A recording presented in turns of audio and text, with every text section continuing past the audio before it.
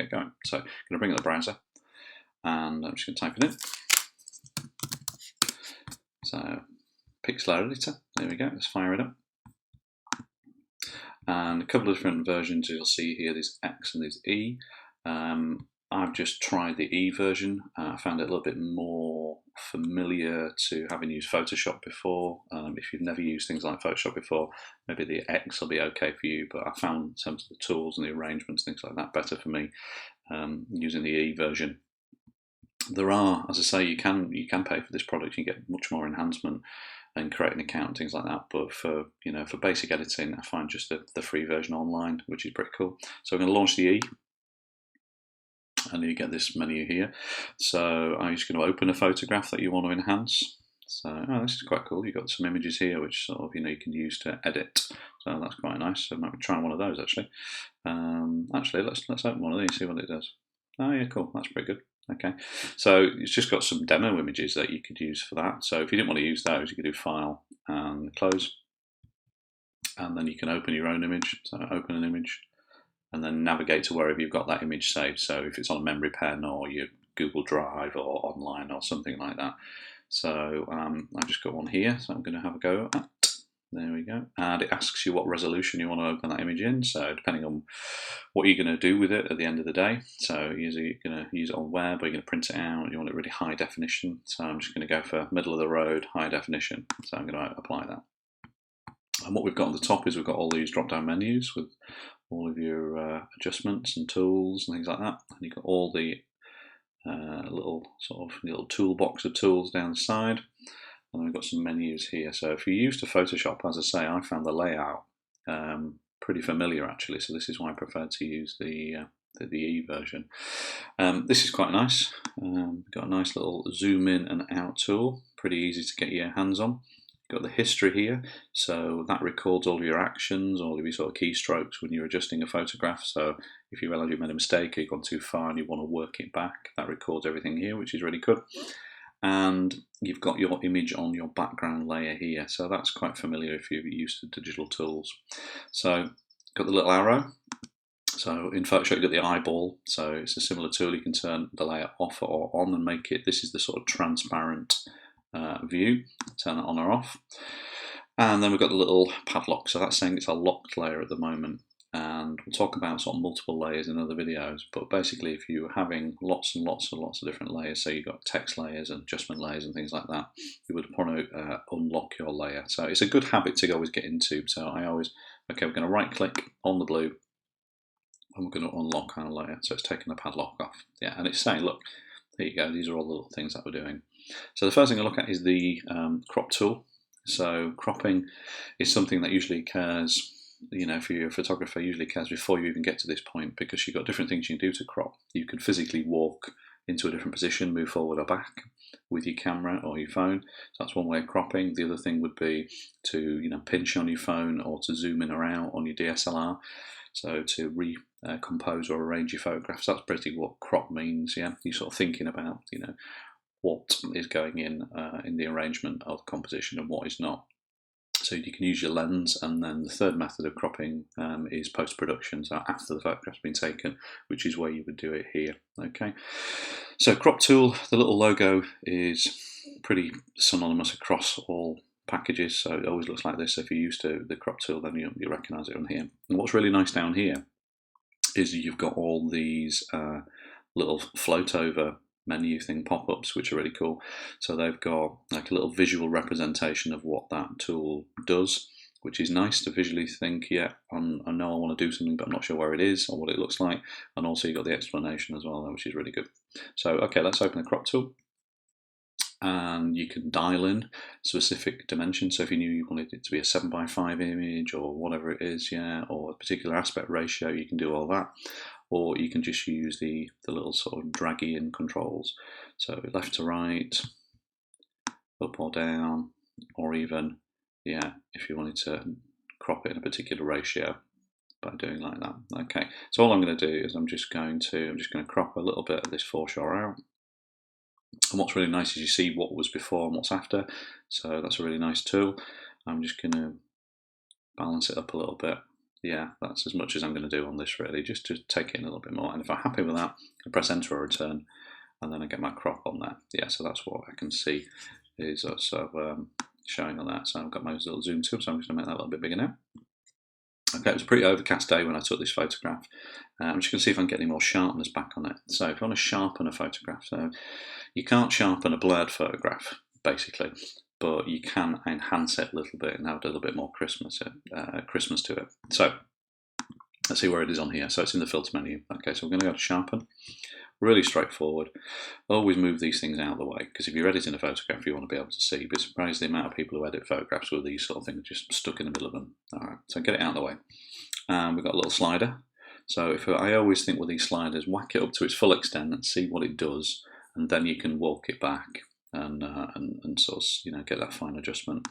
So whack it all the way up. Now it might be so subtle with your sharpness, because you might have taken a decent photograph in the first place, that you can't really tell.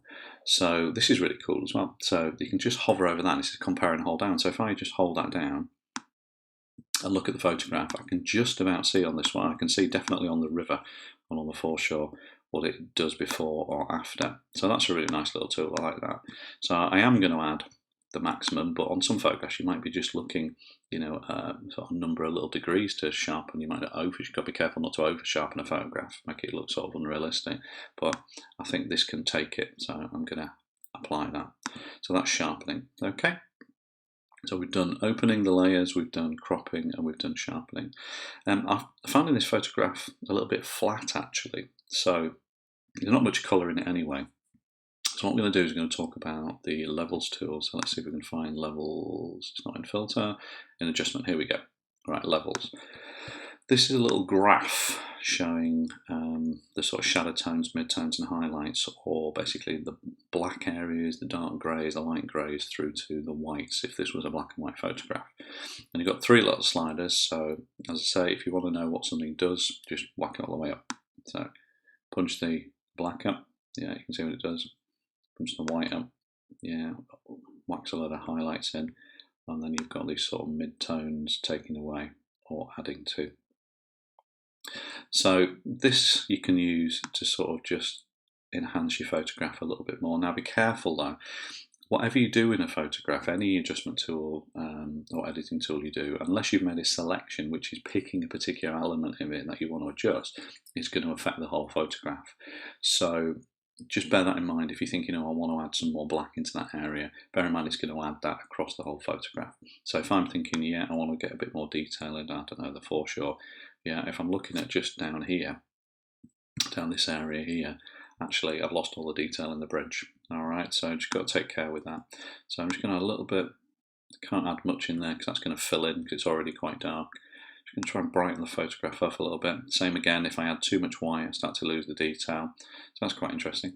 I'm just taking all the clouds out there, so whilst keeping the bridge in. It almost looks some sort of like space age nose of an alien craft or something like that. So just can't add much in there. Let's see what happens with mid-tones.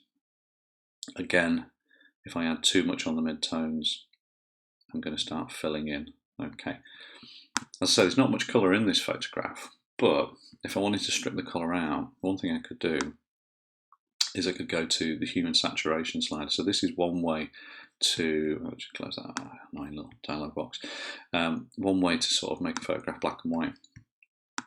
Okay, let's look at this slider here. So hue is basically colour or shade. So there's not much in it. So yeah, you can just see it's not doing a great deal. So I'll show you that on another image, one of those stock images. Saturation, so again, there's not much in it. Saturation is richness of colour. And desaturate is what we're going to look at. So we're going to take all that colour out. In fact, let's open another image. Let's open one of the, let's close that. And let's open one of the really colourful sort of stock images. Let's open that one. Okay, so this is quite a rich colour image to start off with. So remember, we're going to unlock our layer. There we go. I'm going to go back into that tool there, hue and saturation we just talked about. Right, so this is probably a better one to demo. So if you see, you get some really crazy effects, very pop arty. playing around with the colour or shade on that one there. I tend not to use that tool very often, to be fair. But saturation, if I wanted to turn this photograph black and white, I would strip all the colour out, so I would desaturate an image. So I'll take all that colour out like that, yeah.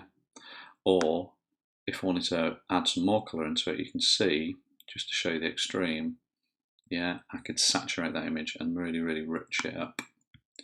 Lightness, pretty self-explanatory. It's really dark, it's really light, yeah. So one way to turn a photograph black and white is just to desaturate it, okay. So once you've done that, if I wanted to turn it black and white, what you might find is that's flattened the image a little bit. Sometimes it flattens a lot of the sort of mid-tones and the shadow tones. It's a little bit grey here.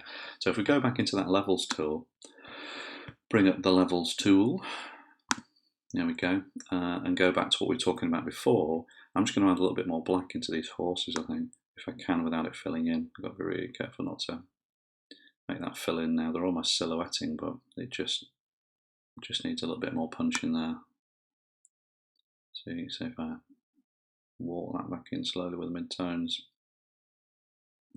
and then see what happens. I'm not going to be able to put much highlights in because I'm going to lose that sky detail, but just add a little there. I've lost a little bit of detail on the top there, but it's just brighten that image up there, which is really, really cool. Yeah, so that's quite nice now. Yeah, that's a little bit sort of richered up. Other thing I wanted to show you is, I'm just going to close this image, is while I was playing around with it, go back to that image of the Humber Bridge. It's quite a flat image, this. What I did find this tool here, which was quite cool, which is this, not come across before, the, I'll just get off, there we go, the sponge colour tool. It talks about brush vibrance, saturation or temperature. I was playing around with it before, and what you've got here at the top, you've got this increase or decrease, or adding to or taking away, vibrance, saturation, and then you've got the brush that you can bring on here. So just whack the brush up here a little bit, and then whack the strength up. I thought this was really cool because, as you can see, it's quite a washed out image. So by just adding, say, like richness, saturation in, and making sure it's on increase, if I just click and hold it on here, you can see that it's added some colour into that sort of very muddy, silty river. And then I'm just going to work over that very grey sky, and you can see, which is really cool, it's adding almost like richness of colour in, as if it was there on a bit better a day, which is really quite nice. And then if we go to vibrance, I can keep doing this sort of stuff as well. I mean, you can be more selective in your photograph with your brush size and things like that, but just a real basic go over with a really huge brush and at full strength, and then go to temperature. So temperature is a little bit like, you know, your colour strength. I think, what's that doing there? Oh yeah, it's adding a lot more colour into the river. Let's just go over the bridge. So, you know, if you've got a really overcast day, so that's, you might just go back to that vibrance and add, which one was it? The saturation, I think. Yeah, the saturation in the sky. Whoa, there we go. That's probably too much actually. So you could work that back a little bit. Let's go back a few sponges. There we go. So remember, you've got your history over here. So it's added, you know, quite a nice amount of colour into that photograph, which it didn't have before. So that's something that I've learned today. Didn't know about that tool. So we've talked about today, we talked about the crop, we talked about sharpness, we talked about converting something into black and white. The only other thing I really wanted to show you was making sure you save properly, which is, so we're going to go File, Save. Let's see what options it has in this particular program. So you've got your file name, so we're just going to call that bridge. And then we've got a couple of options, so you can save it as a JPEG. Don't know what these ones are, PNG. Quality-wise, this is quite a nice little slider. So obviously JPEG is stripping information out, like sampling, just to make it sort of quite a small file size. So, you know, JPEG is quite a nice one to save, I find, yeah, and talk about, here we go. So depending on what you're using it for, so if you're uploading it for the web, this is quite a nice little guide, so how big your images are going to refresh or open up. Or you can even save it that way, yeah, by typing in particular dimensions. And then, so I've chosen JPEG, I'm going to whack the quality up. I want it high quality, so it's saying it's 2.8 megabyte, and I'm going to download that image. So it's saying the image was saved to the default download folder on your device. Okay, cool. So it's gone straight to my download folder. It's just popped up on here. So I can open it there. There we go, and that's my saved little JPEG. And if I wanted to see it in the folder, no doubt, if I go to my Go menu and go to Downloads, there we go. I've got my JPEG there, which is quite cool. Okay, so that's some of the basics in Pixlr Editor, and we'll talk about some more complex things in other videos. So thanks for watching.